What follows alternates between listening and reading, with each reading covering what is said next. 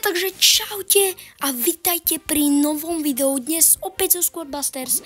No a ja by som vám chcel povedať dneska takú taktiku, ako najľahšie vyhrať v Hatchlingrane. Je to naozaj jednoduché a ja to nebudem zdržiavať, samozrejme, aby som to zase nenaťahoval na začiatku. Uistite sa, že máte like, odber, lebo vyše 65% ľudí u mňa nemá odber a ja vás chválim za to, že sa znižuje to číslo neodoberaných ľudí. No a ideme na to.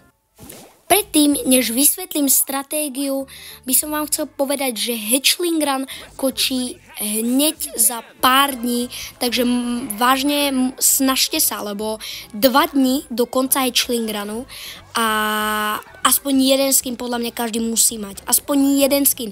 Kľudne aj najslabší. Nemusíte mať Colta, ale aspoň ten najslabší skin. Fakt, pokud máte, tak je to aspoň dobré, lebo tie skiny budú limitované a už sa nikdy nevrátia do Squadbusters. Že nikdy, ale že fakt. Ale jak poznám Supercell, tak oni zase tie skiny vrátia že o rok, hej, lebo proste budú chcieť. No a potom nejakí nerdi si to kúpia. Dobre, ideme pre ďalšiu Barbariana. No a tá taktika spočíva v tom, že potrebujete mať nejakú trupu, ktorá spawnuje buildingu. Pre mňa to napríklad bude Jessina, alebo dajme tomu kanón. Pozrite, hodíme to tam. A oni sa začnú zamestnávať len tým kanónom. A kvôli tomu, že to zjemňuje to trošku ten útok, to je jedna vec. A ďalšia vec je, že tie kanóny a tie building majú dosť veľa, ale že dosť veľa životov. Hej? Takže fakt majú extrémne veľa životov. Spoločne by som vám najviac odporúčal Jessinu, keď ju máte na superforme, lebo ona potom každú jednu chvíľu spawnuje vlastne tú svoju turetu, ktorá tiež neuberá úplne najmenej a nemá najmenej životov. OK, berme toto a monštra idú odtadiaľ, takže ja im tam hodím kanón.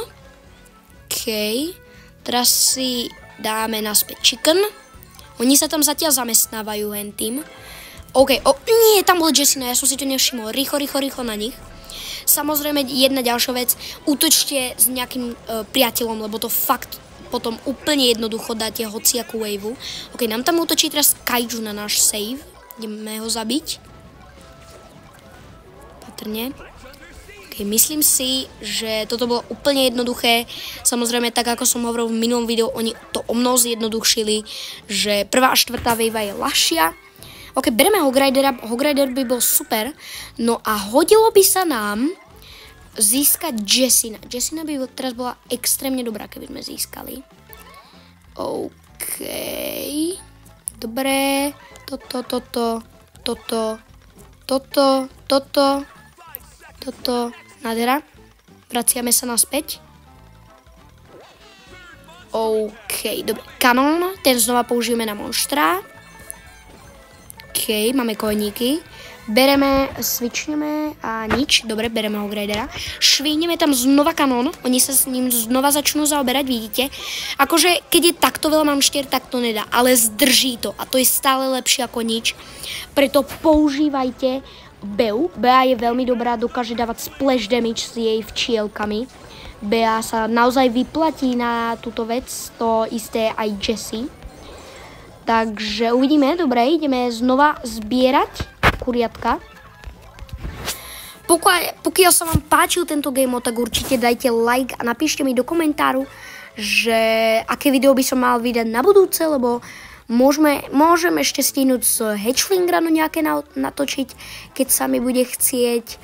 No a máme tu toho naozaj veľa, hej? Takže potrebujeme turetu, potrebujeme Jessinu, to je základ. OK, máme naozaj veľa kurát teraz. OK, toho bude teraz veľa. OK, my sme získali 17. 22 získal nejaký Jamel. OK.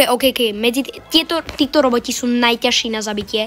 Toto odporúčam, nechoďte do nich. Títo roboti vás dokážu zdemolovať úplne proste, že vymažú vás zo zemského povrchu, tak ako Miner v jednom z mojich videí. OK, dobre. Ešte zombie o Kaiju. Zabijeme, máme, nádhera. A berem Barbarian Kinga, tu máme aj čestky. OK, potrebujeme Jesse, nič. Dobre, Colin Ruffs. Ale ako som vám hovoril, tu máte pár typov, ako by sa dalo proste poraziť ľahšie tento Hatchling Run, lebo verte tomu, zatiaľ máme ešte polku životov z nášho jak sa to volá, bydla, alebo nie, bydlo je pre vtáky, kurína, áno, ešte to viem. Takže tak, no a iba aby sa to proste dalo ľahko urobiť. Náš kurín má stále veľa životov, takže to je dobré. Možno túto hru celú vyhráme a ukážem vám, čo sa vlastne stane, keď zabijete 6. vlnu monštier. OK, už sa blíži 48 monštier. Toto už naozaj nebude ľahké. Bereme Maxku, Hogridera máme, idú a ideme na nich. Ideme takú vec, ktorú si možno niektorí nevedeli, že ak sa postavíte do kruhu, kde má človek rage spell, tak aj vy dostanete rage spell a tu máme veľký problém. Veľký problém. Dáme to? To bude ťažké. OK, zostalo nám málo životov, ale proti Kaijuovi v ďalšom raunde to neubránime. To budeme musieť byť spolu a všetci útočiť naraz. Toto bude naozaj ťažké. OK, druhého Hogridera. Náš Hogrider je veľmi slabý teraz. Colin Ruffs. Dobre. Rýchlo získač, veľa kurát. Battle healer, dobre. Fúha, to bude ťažké teraz. Dobre. OK. Máme ďalšie kura. Veľmi sa bojím teraz, jak to bude. Máme veľmi toho málo, takže uvidíme. No a... Okay. Máme veľmi málo životov na našom toto. Jak sa to volá?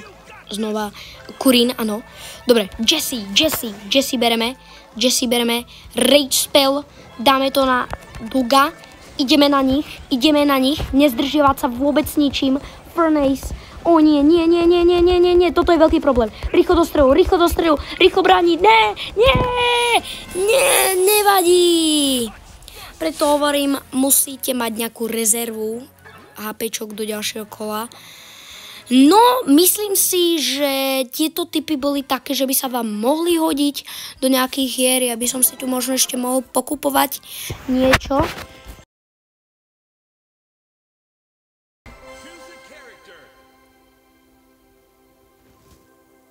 OK, ľudia, ja som omylom klikol na čestku a mne tam padlo toto.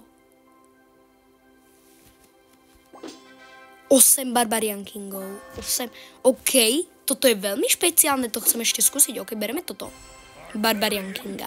Máme ešte 278, hej. Skúsme ešte jednu epic čestku. Super big. Dobre, znova. Môžeme si zobrať znova Barbarian Kinga, toho berem, toho potrebujeme. Ideme znova. OK, teraz to bolo len big, ale stále lepšie.